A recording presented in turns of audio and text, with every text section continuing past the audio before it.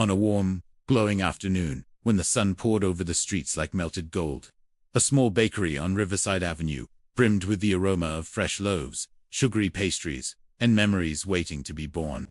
Yet beneath all that comfort, a quiet storm lingered at the entrance.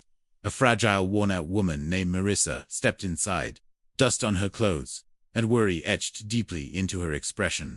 Beside her was her young daughter Flora, whose big eyes, exhausted but hopeful, searched the room. Marissa's shoulders trembled as she gathered the little courage she had left. She hadn't eaten since the morning before, and Flora's last meal had been half of an apple pitifully divided between them. She wasn't there to purchase anything. She was there because desperation had pushed her to ask for something most people tossed out without thinking twice. If you believe compassion still matters, if you believe a simple gesture can change a life, please like, comment, share, and subscribe to Kindness Corner so we can continue spreading healing stories. Inside the bakery, everything looked painfully out of reach to Marissa. Shelves of warm bread, pastries shining under the lights, cakes decorated like treasures. She lowered her gaze, afraid that even looking too long might feel inappropriate. Flora held tightly to her sleeve, her tiny hand shaking.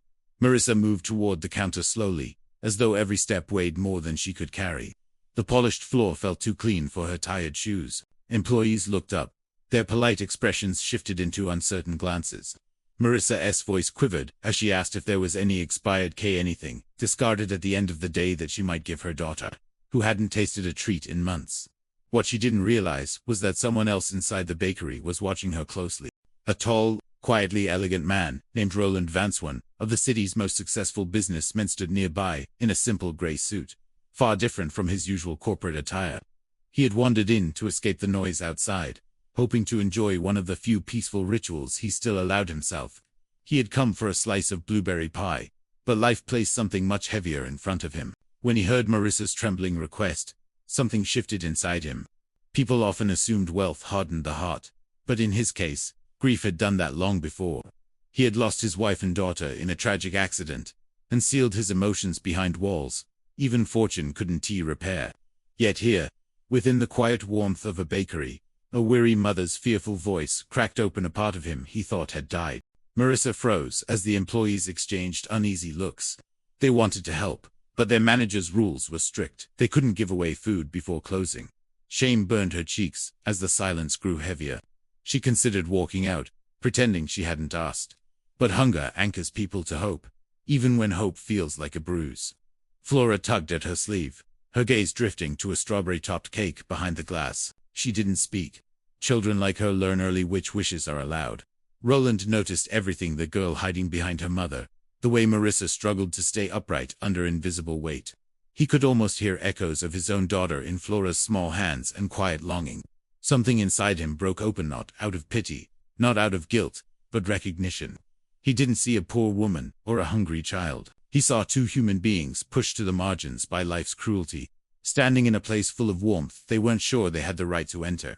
What happened next unfolded softly, like morning light touching a window. Roland stepped forward, without announcing his name, without flaunting who he was. He simply walked to the counter and asked the staff to pack the freshest cake on display: the tall vanilla sponge layered with berries and covered with cream, decorated with bright fruit. He ordered warm meals, pastries, sandwiches, and anything else that might bring strength back into tired faces. Marissa watched, confused. Why was this stranger ordering so much? When he finally turned toward her, she braced tightly for judgment, her heart knotting inside her chest. But instead, Roland gently placed the bag on the counter and nodded toward the cashier to give everything to her. His voice was calm and steady as he thanked the workers and wished them a pleasant afternoon, as though his gesture was entirely ordinary. He didn't wait for praise. He didn't wait for gratitude. He simply stepped aside and allowed Marissa to receive the kindness without feeling trapped by it. But when her shaking hands took hold of the bag, her eyes filled so quickly with emotion that she couldn't hold back anymore. Flora's face brightened, not out of greed, but relief. A look Roland hadn't seen since his own daughter's smile faded from his life. The employees softened, embarrassed by their earlier hesitation.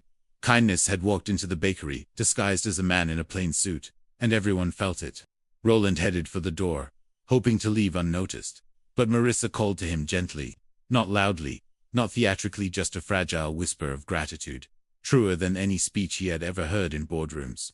Roland turned back and smiled for the first time in years. A real smile, one that warmed memories instead of reopening wounds. He told her to take care. No introductions, no expectations, no conditions, just humanity.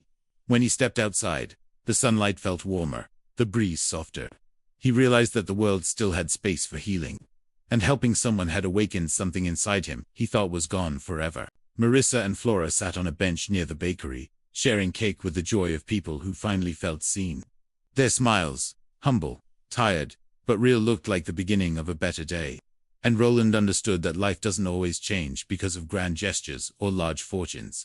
Sometimes, it's transformed by a single moment of compassion offered at exactly the right time. If this story moved you, please be sure to like, comment, and share this video, and subscribe to Kindness Corner so we can continue bringing powerful real-life stories to those who need them. Before you go, tell us in the comments, do you believe small acts of kindness can change someone's entire life? And with that, this story closes on a warm afternoon where a simple question about an expired cake became a spark of hope, healing, and proof that humanity still shines in the most unexpected places.